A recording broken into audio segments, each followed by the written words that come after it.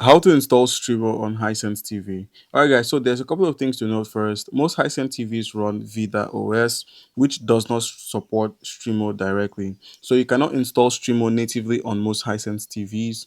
But don't worry, here are some workarounds. The first is use an Android TV, that is for Hisense. So if you're using a newer Hisense TV, it would run Android TV or Google TV. So all you need to do is just go to apps, open Google Play Store, search for Streamo, click install, and it's done. That's the easiest method if your TV supports that. Now, the other option you can try if you do not support the Android TV option, you could simply use a Fire Stick. So this is the most reliable method. All you need to do is just plug in your Amazon Fire Stick, connect it to a Wi-Fi service, go to the downloader app and install the Streamo application.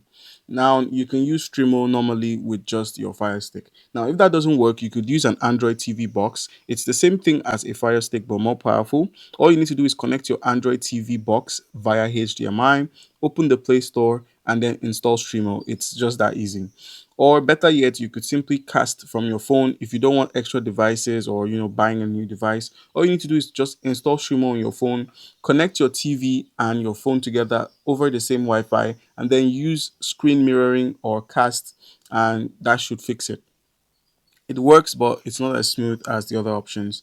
And now the last option would be to use a laptop. So you could use a laptop to install your streamer on your laptop and then connect your laptop to your TV via the HDMI port and then play the content on your TV screen. It's that easy. All right.